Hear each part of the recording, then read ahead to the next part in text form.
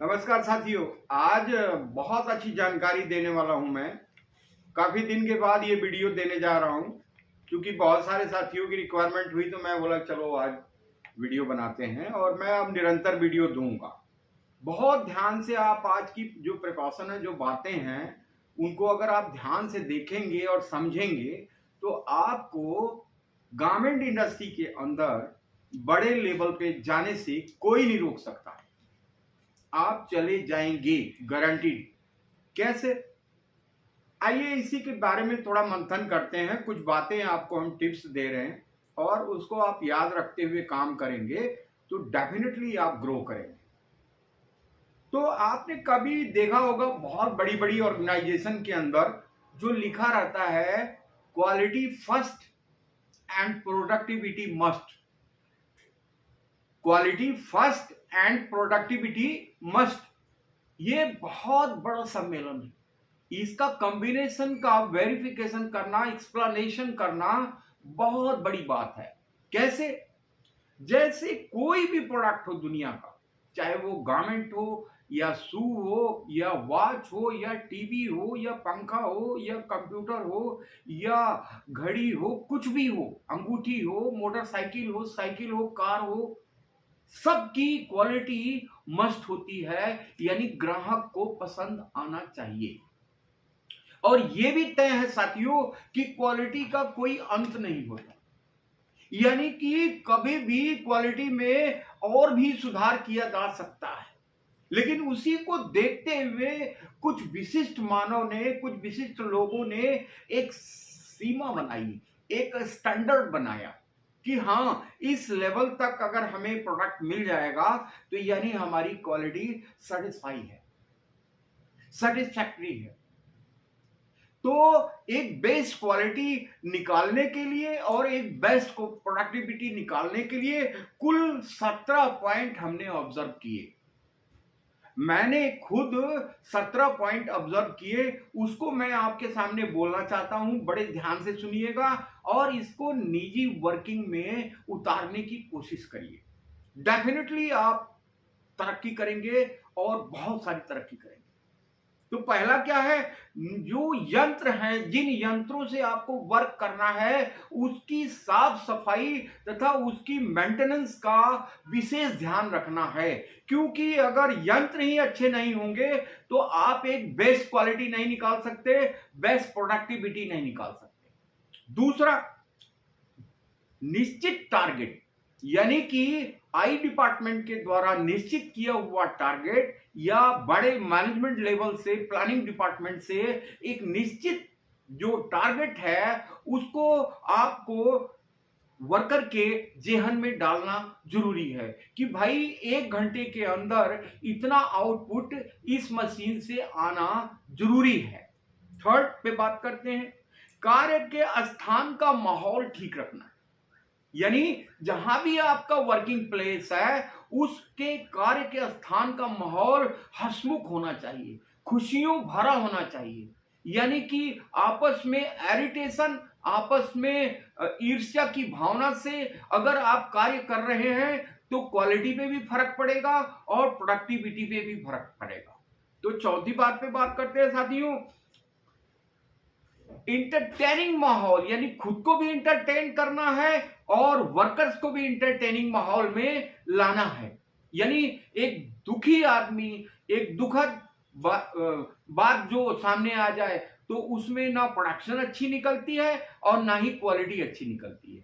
पांचवें पॉइंट पे बात करते हैं साथियों, सभी कर्मचारी को टाइम टाइम पे इनकरेज पॉलिसी में लाना है। इनकरेज पॉलिसी यानी कि जो वर्कर्स आपके साथ काम कर रहे हैं उनको इनकरेज करना है, यानी प्रोत्साहित करना है। यानी कि एक इंसेंटिव पॉलिसी भी अगर लग जाए तो बहुत बेहतर होगा कि भाई इस टारगेट से अगर अपर आप जाते हैं, इसके ऊपर अगर आउटपुट आपकी आती है तो आपको हम पर पीस, पर पार्ट ये इनाम देंगे।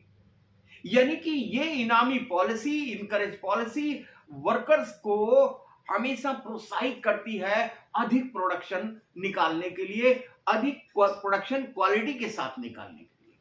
आगे बात करते हैं साथियों, स्टैंडर्ड का फॉलो करना। Standard is the must.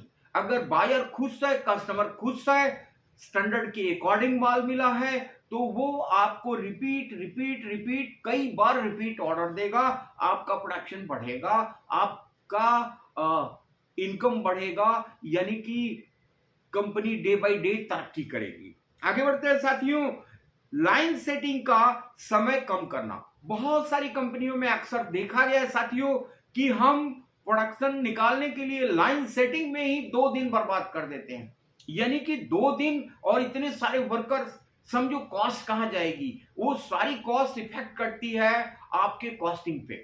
यानी कि हमें लाइन सेटिंग का जो समय है उसको कम से कम करना चाहिए, मिनिमाइज करना चाहिए। आगे बढ़ते हैं साथियों, 9वां पॉइंट है क्रिटिकल ऑपरेशन के बाद चेक पॉइंट लगाना। यानी जो भी है प्रोडक्ट के अंदर, गारमेंट के अंदर, अगर आपने ऑब्जर्व कर लिया, पूर्वानुमान लगा लिया कि इसमें ये 3 क्रिटिकल पॉइंट हैं, तो उसके आगे आप चेक पॉइंट लगाएं, ताकि कि वहां से ही प्रोडक्ट, जो गलत प्रोडक्ट है वहीं पे रुक जाए, आगे न बढ़े, ताकि फुल स्टिचिंग के बाद आप गारमेंट अगर रिजेक्ट करते हैं, अल्ट्रेशन के लिए भेजते हैं, तो वो आपकी प्रोडक्टिविटी को असर करता है और वो आपकी क्वालिटी को असर करता है और कॉस्ट को भी इफेक्ट करता है। आगे बढ़ते हैं साथियों, 10वां पॉइंट जो है तुरंत प्रोडक्शन का वॉश एंड वॉश रिपोर्ट बनाना जरूरी है। कोई भी गारमेंट का उत्पादन हो गया साथियों, ये नहीं कि 1000 पीस बन गया तब हम उसमें चेक पॉइंट डालें, चेकिंग करें, उसका वॉश एंड वॉश रिपोर्ट बनाएं। नहीं, पहला पीस उतरता है 5 पीस के अंदर ही आपको वॉश एंड वॉश का रिपोर्ट बना लेना चाहिए, ताकि आपका गारमेंट छोटा हो रहा है, बड़ा हो रहा है, उसका पता लग जाए, ताकि आप जो है स्टिचिंग में उस चीज को कंट्रोल कर सकें। आगे बढ़ते हैं साथियों, 11वां पॉइंट लाइन बैलेंसिंग का पूर्वानुमान करना। यानी प्लानिंग डिपार्टमेंट से, यानी कि आई डिपार्टमेंट से लाइन बैलेंसिंग का पूर्वानुमान होना चाहिए कि हमें कितना मशीन लगाना है, हमें कितने वर्कर्स बैठाने हैं, कहां पे कौन सा ऑपरेशन रहेगा, कि इजीली हमारा आउटपुट हो और अच्छी क्वालिटी बने। आगे बढ़ते हैं साथियों, कार्य सहायक उपकरण। कार्य सहायक उपकरण क्या है? जैसे अटैचमेंट है, निडल्स हैं, और साथ में बूट्स हैं, साथ में और भी चीजें हैं जिनको हमें अपने साथ जो है रखना चाहिए, तुरंत समय पे उपलब्ध होना चाहिए, ताकि हमारी प्रोडक्टिविटी और बढ़े और क्वालिटी का भी बहुत ज्यादा अच्छा बनने का चांस रहे। आगे बढ़ते हैं साथियों, जैसे कि भरपूर फीडिंग का ध्यान रखना। यानी कि अच्छी प्रोडक्टिविटी, अच्छी क्वालिटी के लिए फीडिंग भरपूर होनी चाहिए आपके पास। यानी इनपुट अच्छी होगी तभी आउटपुट अच्छी आएगी साथियों।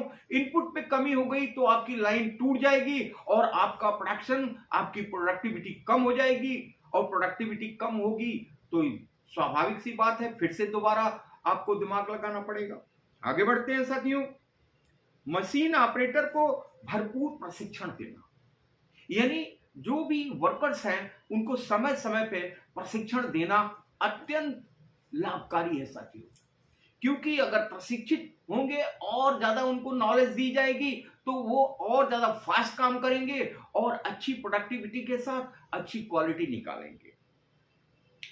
और सबसे बड़ी जो मुख्य बात है, लास्ट बात मैं बताने जा रहा हूं साथियों, कि गारमेंट की क्वालिटी के लिए मटेरियल्स बहुत ज्यादा महत्व रखते हैं। जैसे मटेरियल्स में आपके यार्न्स हैं, फाइबर्स हैं, रंग है,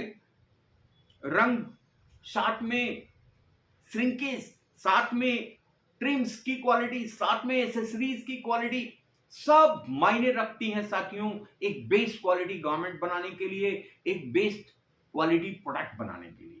तो आशा करता हूं साथियों आप इसे बार बार देखेंगे और देख करके आप अच्छा नॉलेज प्राप्त करेंगे और अपने निजी वर्क में इसको यूटिलाइज करेंगे और आप जीवन में बहुत ज्यादा तरक्की करेंगे। Bye bye.